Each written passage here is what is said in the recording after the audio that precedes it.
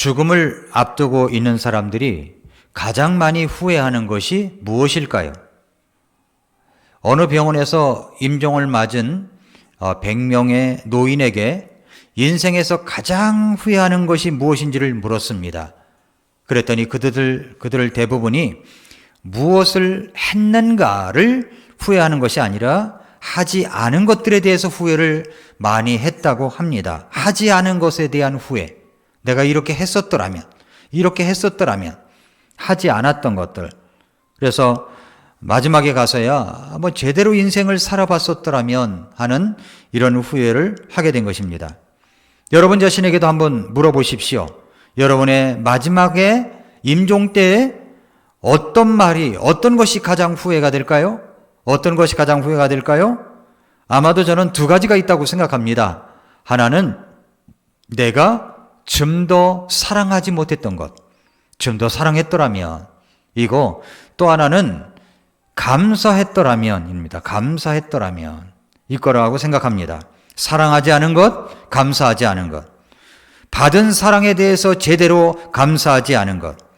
오늘 본문에서는 예수님께서 나사로를 살리신 다음에 시간이 흘러 다시 베다니에 들리신 이야기가 기록되어 있습니다. 저녁 식사 자리가 있었는데 11장에 나왔던 3남매 마르다, 마리아, 나사로가 함께 합니다.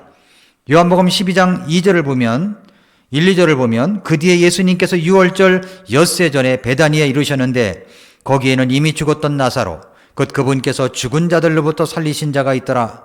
거기서 그들이 그분을 위해 저녁 식사를 베풀었는데 마르다는 섬기고 나사로는 그분과 함께 상에 앉은 자들 중에 있더라 라고 말씀합니다. 그러면서 이어지는 3절이 포인트입니다. 이어지는 3절에 그때에 마리아가, 지금 마리아 얘기를 끊으려고 하는 거예요.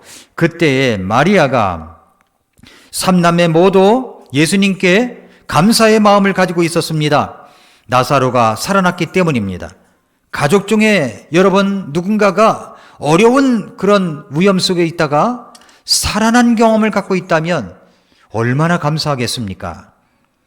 얼마나 감사하겠어요. 그리고 그런 정말 살아나는 데 있어서 귀중한 일을 제공한 사람이 있다면 얼마나 또 마음속에 우러나오는 감사를 드리고 싶은 마음이 있겠습니까? 여기 예수님께 이 3남매는 감사한 마음이 있었어요. 그래서 마르다는 섬겼습니다. 이전에 일만 했던 자세, 조금 불평 섞인 투로 일을 했던 자세와는 완전히 다른 감사가 들어있는, 감사를 포함한 일을 함으로 예수님의 저녁 식사를 준비하고 있었습니다. 나사로는 어떻게 있습니까? 나사로는 예수님과 같은 상에 앉았다고 얘기합니다. 식탁에 앉아 있어요. 무엇을 했을까요? 바로 예수님께 말씀을 듣고 있었다는 것을 우리가 여기서 볼 수가 있습니다.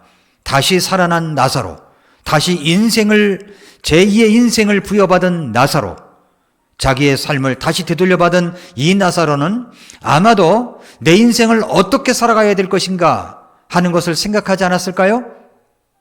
저는 지금도 생각할 때 우리나라에 삼풍백화점이 무너졌을 때 그때 마지막까지 살아남았던 사람들이 있습니다. 마지막까지. 그래서 텔레비전에 생중계되면서 그 어떤 사람이 구조가 되었을 때 온 국민들이 박수를 치며 기뻐하며 정말 했던 그런 내용들을 지금 제가 기억합니다. 근데 제가 지금 알고 싶은 것은 뭐냐면 그때 그 구사일생으로 정말 흙더미 속에서, 건물더미 속에서 살아남은 사람들이 지금은 어떻게 살아가고 있을까 하는 것이 참 궁금합니다. 아마도 인생을 진지하게 살아가고 있지 않을까요? 다시 되돌려받은 인생, 진지하게 살아가지 않았을까요? 여러분, 우리는 정말로 다시 돌려받은 인생이라면 이 땅을 살아갈 때 진지하게 인생을 살아갈 것이라고 생각합니다. 여러분이 오늘 밤 이 세상을 떠난다면 천국에 갈 수 있는 확신이 있으십니까? 그 확신이 있을진데 어떻게 이런 확신이 가지게 됐죠? 내가 죄인인 것을 얘기하고 예수님을 구주로 믿고 예수님을 영접했을 뿐인데 내 죄를 용서하시고 하나님의 자녀가 되어 거듭난 인생을 살게 해 주셨습니다. 그렇다면 우리가 어떤 모습으로 살아가야 될까요? 다시 되돌려받은 인생, 거듭난 인생으로서 우리 인생을 좀 더 진지하게 살아갈 것이라고 생각합니다. 구원받은 자의 모습으로서 말입니다. 그것은 먼저 우리가 하나님 말씀 앞에 사는 자가 되어야 됩니다. 여기 나사로는 예수님과 함께 테이블에 앉아 있으면서 예수님의 말씀을 들었습니다. 우리도 마찬가지입니다. 되돌려받은 인생, 거듭난 인생, 이 구원받은 인생에 살아갈 수 있는 것은 우리는 바로 하나님의 말씀 앞에 살아가는 자로 우리 나머지 인생을 채워가야 된다는 사실입니다. 오늘 본문에서 두각을 나타내는 사람은 마리아입니다. 그때에 마리아가 하고 3절은 시작합니다. 그때 마리아가 매우 값진 나드 향유 옥합을 가져와서 예수님의 발에 붓고 자기 머리털로 예수님의 발을 닦음으로 온 향유 냄새가 온 집안에 가득하게 되었습니다. 여러분 이런 말 혹시 아십니까? 아마 알 것입니다. 향산 종이에선 향내 나고 생선 싼 종이에선 비린내가 난다. 그 속에 갖고 있는 것에 그 사람의 냄새를 알 수 있는 겁니다. 매우 값진 나두 향유 옥합을 가지고 왔습니다. 너무 비싼 겁니다. 이 정도의 값이면 1년치의 연봉과 맞먹는 값어치입니다. 한 달치의 월급이 아닙니다. 12달의 월급을 한순간에 주님의 발에 쏟아 부으면서 주님의 발을 닦아드렸다는 것입니다. 정말 깜짝 놀랄 일이 벌어진 거죠.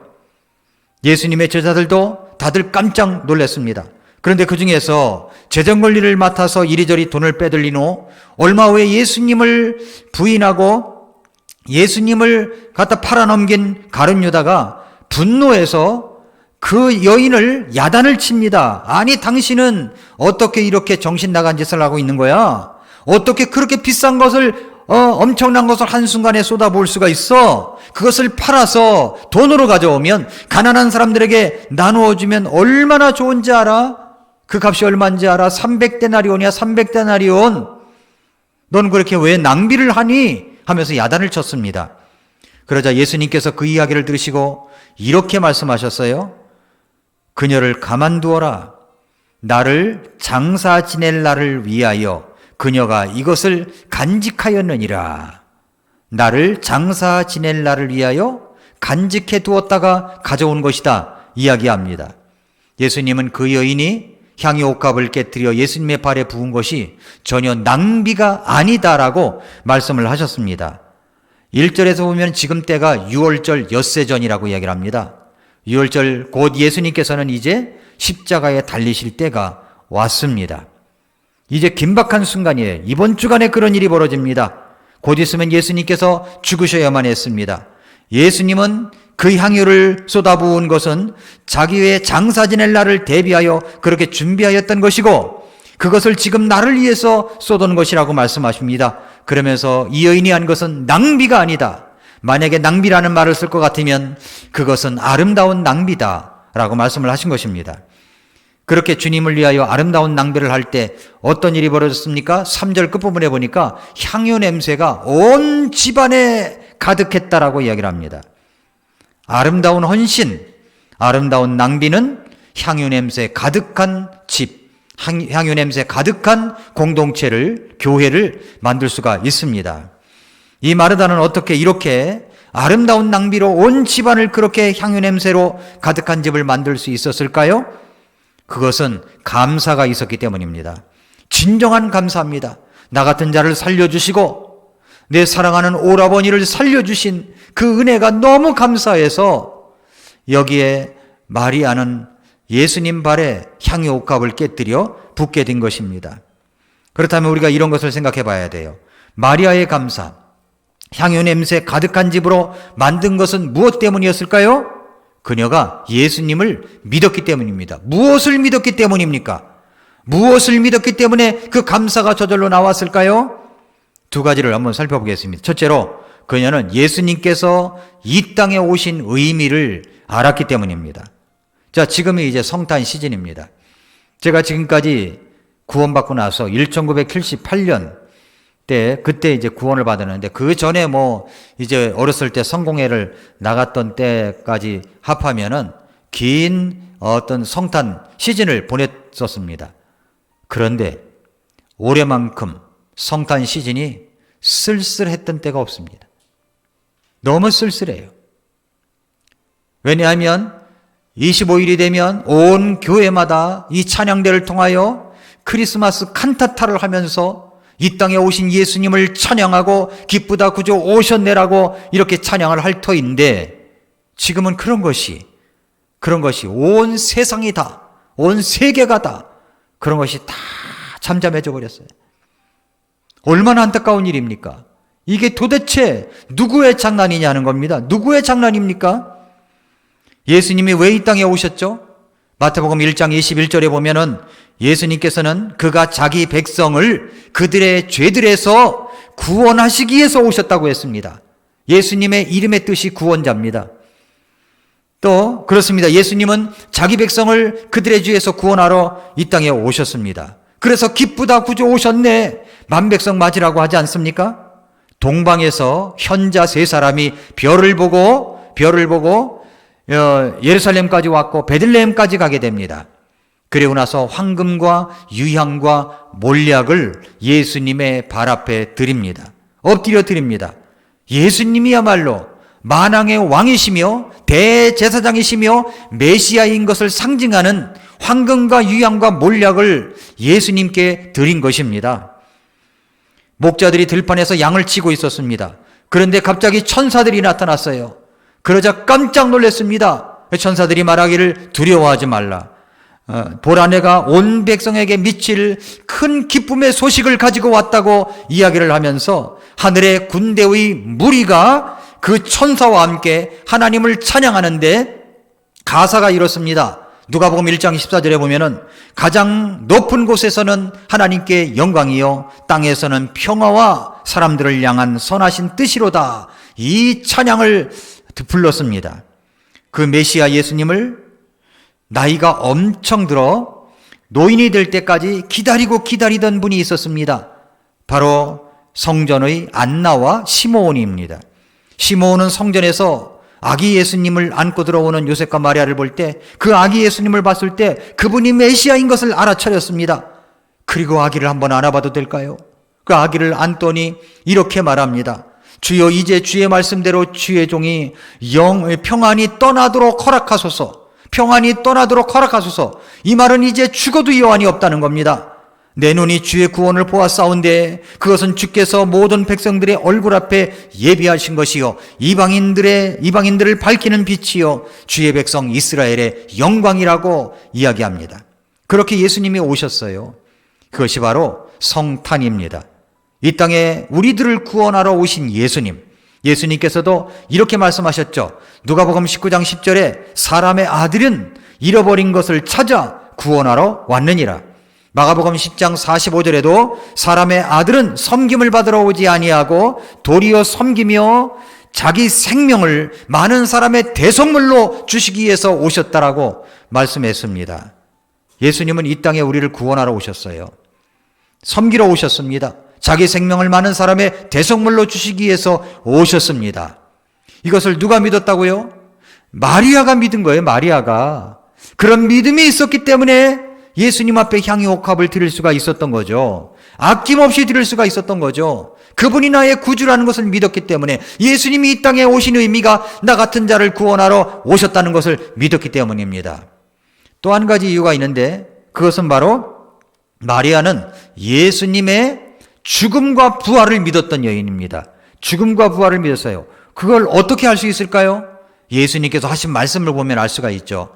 요한복음 12장 4절부터 7절에 보니까 예수님께서 가룟 유다가 자기 생각에 그 아까운 양유를 가져와 예수님 발 앞에 쏟아 부은 것이 너무나 아까워서 낭비한 것 같아서 야단을 치고 있을 때 예수님께서 이렇게 말씀하셨죠. 그때 예수님께서 이르시되 그녀를 가만히 두어라. 나를 장사 지낼 날을 대비하여 그녀가 이것을 간직하였느니라. 나의 장사 지낼 날을 위하여 간직했다 얘기합니다. 장사 지낼 날, 죽었다가 장사 지낸단 말입니다. 그것을 위하여 대비를 했다라고 합니다. 여러분, 그 사람이 죽으면 그 다음에 이 기름을 가지고 가서 이제 발라줍니다. 뿌려줍니다. 마가복음 14장 6절부터 9절에 보니까 예수님께서 이르시되 똑같은 내용, 똑같은 기사인데 그녀를 가만두어라. 어찌하여 그녀를 괴롭게 하느냐. 그 여자는 내게 선한 일을 하였느니라 라고 말씀했어요. 그러니까 이 마리아는 예수님의 장사 지낼 일을 준비했던 것이고 예수님께 선한 일을 한 겁니다. 선한 일을. 그것을 이제 마리아가 한 거죠.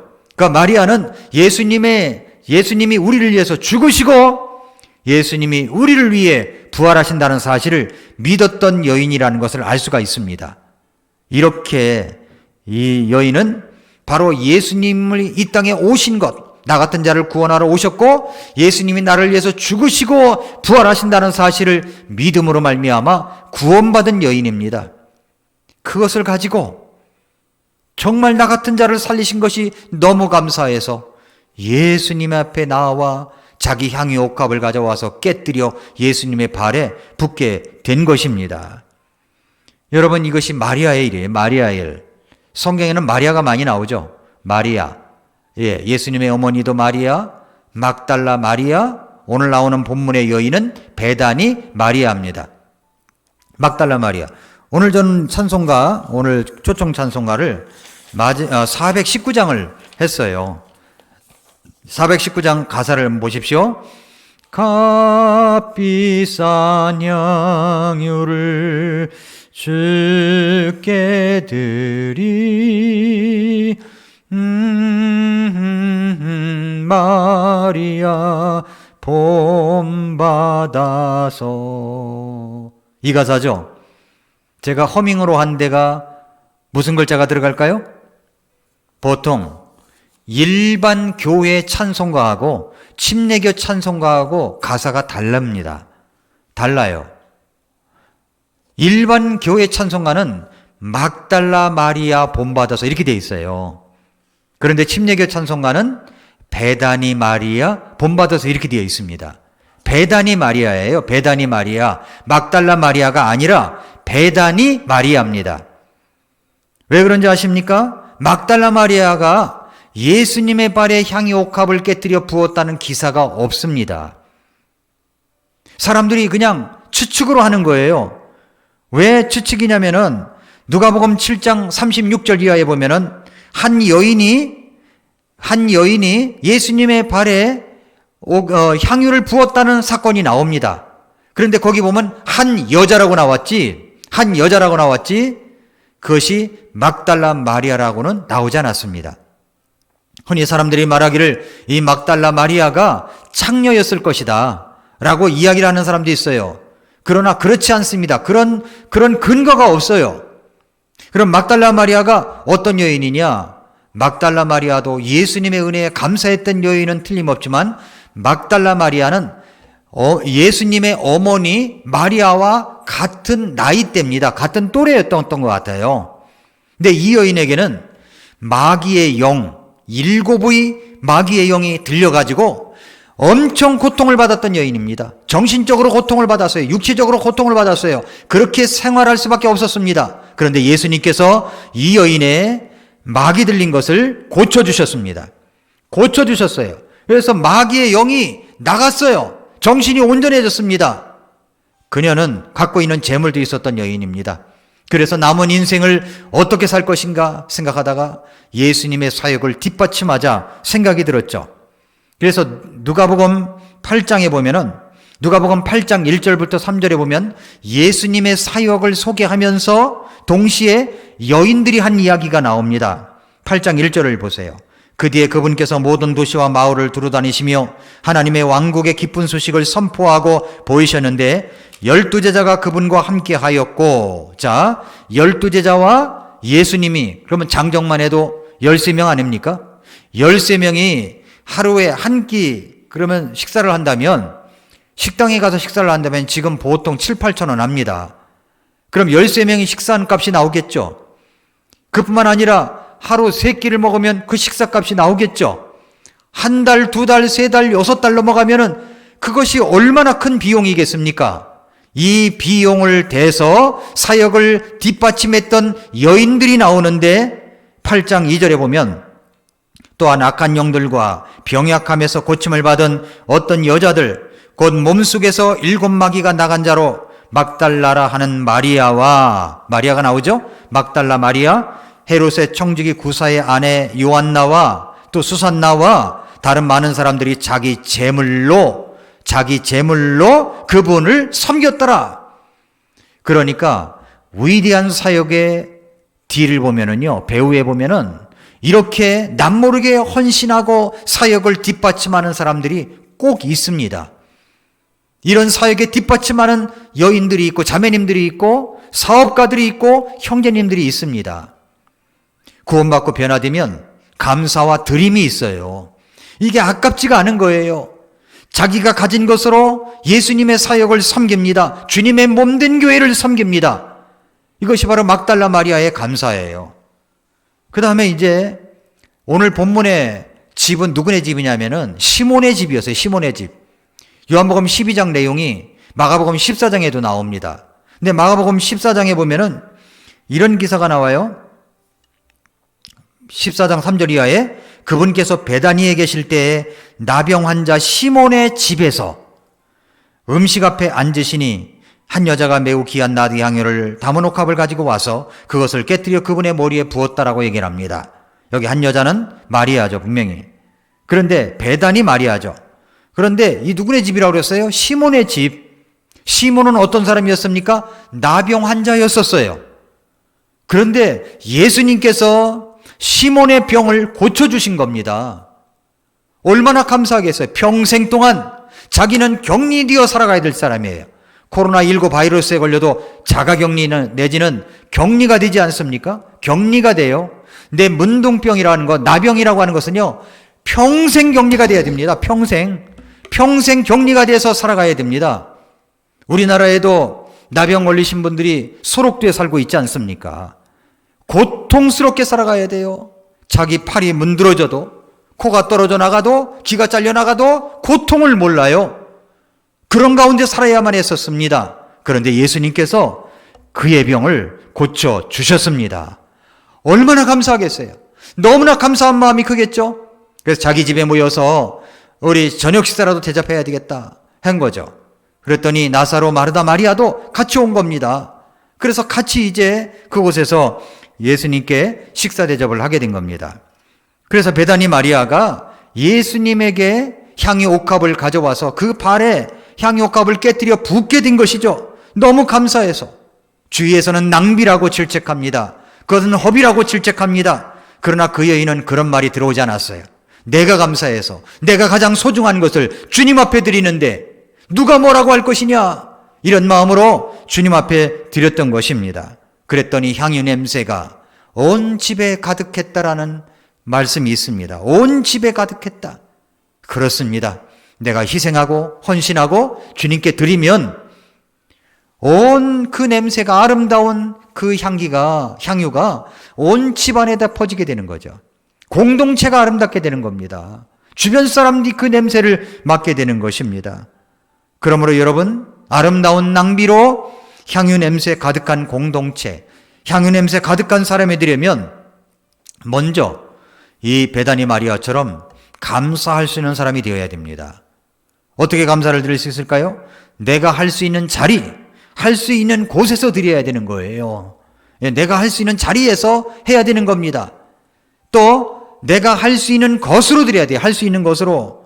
무엇으로 감사를 하시겠습니까? 마리아는 생각했습니다. 그리고 그 여인은 지금까지 고이 간직하던 옥합, 향유를 담은 옥합을 생각해냈습니다. 아마 이 여인은 가장 인생에서 중요한 때 이것을 쓰려고 했었을 것입니다. 사람들이 볼 때 그것을 허비라고 보았지만, 허비라는 말은 헛되게 쓴다는 뜻인데 결코 이것은 허비가 아니고 낭비가 아니었습니다. 어떤 분들은 자신이 드리고 싶어도 다른 사람들이 허비라고 할까봐 망설이는 사람들도 있습니다. 다른 사람들이 뭐라고 하냐면 하나에만 관심을 기울입니다. 그것은 진정 감사하는 사람이라고 할 수 없습니다. 그러나 예수님은 허비가 아니라, 낭비가 아니라 나를 위하여 장사 지낼 날을 대비한 것이라고 말씀합니다. 마가복음에 보면 그녀는 내게 선한 일을 한 여인이라고 칭찬하셨습니다. 그렇습니다. 내가 할 수 있는 것이 무엇입니까? 드릴 수 있는 것이 무엇이죠? 그것을 드려야 된다는 겁니다. 또 하나는 내가 할 수 있는 때에 드려야 돼요. 그 시기가 있습니다. 아무 때나 그 시기가 다가오는 게 아니에요. 오늘 본문에 서론에서도 말씀드렸지만 6월절 엿새 전이라고 그랬습니다. 이제는 예수님께서 십자가에 달리실 일이 곧 가까워 옵니다. 만약에 이때 향유옥합을 가지고 있었는데 드릴까 말까 하다가 안 드렸다고 한번 생각해 보세요. 예수님이 십자가에 달리실 때 그 마음에 내가 이럴 줄 알았더라면 진작 그것을 드렸을 텐데 하지 않았을까요? 여러분, 장례식장에 가면 죽은 아이의 시신 앞에서 사랑하는 사람을 떠나는 그 슬픔 가운데에서 또 화장장의 화구에 들어가는 그 입구에서 소리치며 이야기하는 것을 들어보셨어요? 그럴 줄 알았더라면 함께 있는 시간을 더 많이 보냈을 텐데, 그럴 줄 알았더라면 내가 해달라는 걸 다 해줬을 텐데, 그럴 줄 알았다면 더 많이 사랑해 주었을 텐데, 그럴 줄 알았더라면 더 많이 순종하고 헌신했을 텐데, 이런 소리 말입니다. 할 수 있는 기회를 잃어버린 사람들의 독백입니다. 다행히 이 마르다는 그 기회를 놓치지 않았어요. 에베소 5장 16절에서 시간을 되찾으라, 날들이 악하니라. 이 여인은 할 수 있는 때를 찾은 거죠. 주님께 나아가 향유가 들어있는 옥합을 깨뜨려 부은 것입니다. 자기 머리털로 씻은 것입니다. 왜 그랬을까요? 감사해서. 감사도 때가 있습니다. 무엇이 그렇게 감사했습니까? 그분이 나 같은 자를 구원해 주시고 내 사랑하는 오라버니를 구원해 주신, 그리고 살려주신 그 은혜가 너무 감사해서 자기가 가지고 있는 것, 소중한 것을 주님 앞에 드린 것입니다. 오늘은 연말 추수감사 주일입니다. 우리에게 있는 감사의 사연은 무엇입니까?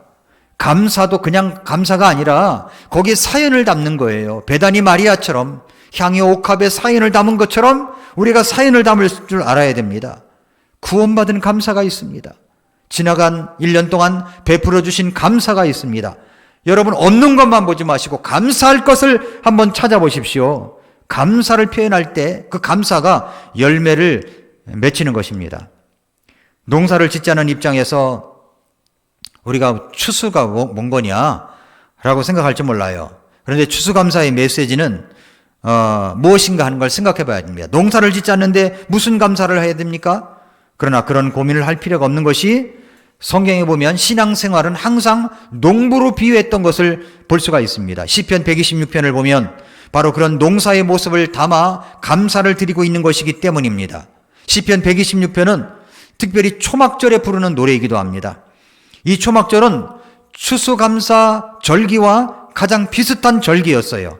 그 중에서 우리의 신앙생활은 농사와 농부에 비유한다고 했는데, 그 말씀에 보면 시편 126편 5절 6절에 이렇게 말씀했습니다. 눈물을 흘리며 씨를 뿌리는 자는 기쁨으로 거두리로다. 눈물을 흘리며 씨를 뿌리면 기쁨으로 거둔대요. 그러니까 신앙생활이라는 것은 씨를 뿌리고 때가 되어서 거두는 것이라고 하는 것을 말씀하고 있습니다. 무엇인가를 심고 기다려서 열매를 거두어 드리는 것이 신앙입니다. 여러분, 그래서 우리가 이런 얘기도 하잖아요. 자식 농사 잘 지셨네요. 자식 농사 잘 지셨네요. 자식 농사, 자식을 기른다는 것은요, 농사를 짓는 것과 같은 것입니다. 우리 삶에는 농사의 원리는, 우리 삶에 있는 농사의 원리는 자식 농사만 말하는 것이 아닙니다. 모든 일에 다 적용이 돼요. 직업도 마찬가지입니다. 농사의 원리예요. 미리 공부를 합니다. 준비해서 직업을 갖습니다. 관계도 마찬가지예요. 갑자기 잘 되는 관계는 없습니다. 농사를 져야 돼요. 그러면 열매를 맺힙니다. 결혼도 마찬가지입니다. 신혼 때 무엇을 알겠습니까? 10년, 20년, 25년, 30년 지나니까 조금씩 이 결혼에 맛이 오는 것 같습니다. 인격도 마찬가지예요. 태어날 때부터 인격이 좋은 게 아니에요. 자라가면서 아름다운 인격이 만들어지는 것입니다. 신앙생활은 특별히 절대적인 농사의 원리를 갖고 있습니다. 그래서 이 추수감사의 메시지는 가슴에 와닿는 말씀이어야 되는 겁니다. 시편 126편 5절 6절에 눈물을 흘리며 씨를 뿌린 자는 기쁨으로 거두리로다. 울며 씨를 뿌리러 나가는 자는 정령 기쁨으로 그 단을 가지고 돌아오리로다 했습니다. 왜 그렇게 주체할 수 없는 감격이 오는 것입니까? 그 열매는 보통 열매가 아니기 때문입니다. 지난날 그 열매는 눈물을 흘리며 씨를 뿌렸던 그 씨가 자라서 맺힌 열매이기 때문에 기쁨으로 그 단을 거둔다는 것이죠. 아무런 열매가 없어서 캄캄한 날들 속에서 일어났던 절박한 심정이 있었는데 하루하루가 캄캄한 미래를 준비할 수 없는 그 시간 속에서도 미래를 준비하며 씨를 뿌리는 날들이 있었기 때문에 기쁨으로 단을 거두는 결과가 있다는 것입니다. 울며 씨를 뿌린 거예요. 어쩌면 기대가 없이 뿌린 것인데 어느 날 보니 기가 막힌 열매가 맺혀 있더라는 것입니다. 그때 그것을 바라보는 순간 얼마나 큰 감격이 있겠습니까? 이것이 감사 이야기입니다. 감사. 이 감격을 이렇게 말하는 거예요. 뉴욕타임즈 베스트셀러인 감사의 힘이란 책이 있어요. 저자는 500만 명이 매일 시청하는 미국의 인기 TV 뉴스 프로그램인 인사이드 에디션의 진행자로 유명한 데보라 노빌입니다. 그녀는 위대한 성공이 어디서부터 오느냐? 감사합니다 하는 말을 자주 하는 이 사소한 습관에서 비롯된다고 말했습니다. 이건 저절로 되는 게 아니에요. 감사의 습관이. 그래서 감사를 연습하라고 합니다. 연습. 감사도 연습을 해야 돼요. 감사의 대상이, 이 책에 보면 감사의 대상이 세 가지가 있는데, 첫째는 다른 사람들에게, 둘째는 세상을 향해, 마지막으로 나 자신에게 감사하라고 이야기를 합니다. 감사를 잘하는 사람은요, 보통 보면 감사를 잘하는 사람은 감동을 잘 받는 사람들이에요. 내가 받은 감동으로 감사하면 상대방에게도 그 감동이 전달됩니다. 웃음을 줍니다.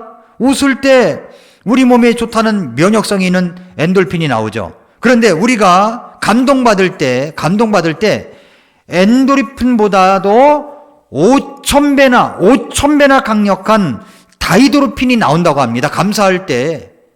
이것이 감동 호르몬이에요. 보통 호르몬보다도, 엔돌핀보다도 5,000배나 강력한 다이도르핀이 나온다는, 그것이 우리 몸에 그렇게 영향을 준다는 겁니다. 미국 캘리포니아 주립대학의 로버트 에먼드 교수에 의하면 하루에 5번씩 감사의 말을 쓰는 사람들과 전혀 감사의 말을 표현하지 않는 사람들의 삶의 결과가 완전히 다르다고 합니다. 5번씩 감사의 말을 표현하는 사람들은 스트레스도 확연하게 줄고요, 건강에도 큰 차이가 있다는 거예요. 그러니까 코로나19에 마스크가 최고의 방역입니다라고 하는데, 마스크만 쓰고 방역이 아니라 우리 그리스도인들은 감사합니다라고 해야 돼요. 감사합니다. 한번 해볼까요? 감사합니다. 시작.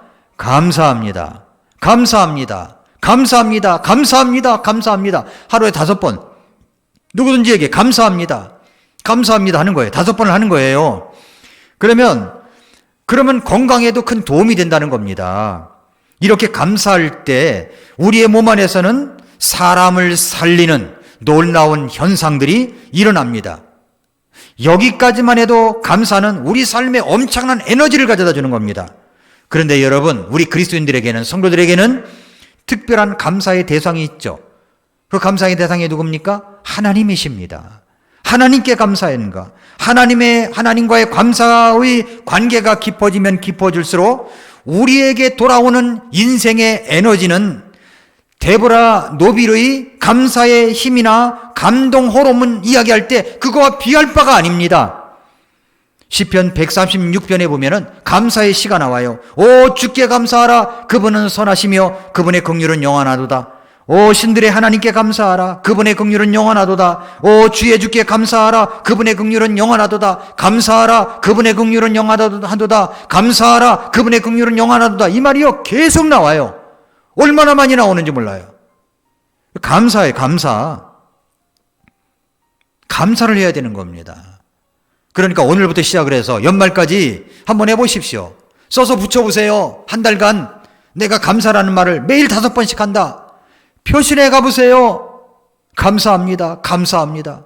사람들에게 감사하고, 세상을 향해 감사하고, 우리 구주 하나님께 감사하고, 예수 그리스도께 감사하고, 이래서 감사하고, 저래서 감사하고, 오늘 아침 일어날 수 있어서 감사하고, 모일 수 있어서 감사하고, 내가 씹을 수 있어서 감사하고, 나이가 들면 씹기도 어려워요.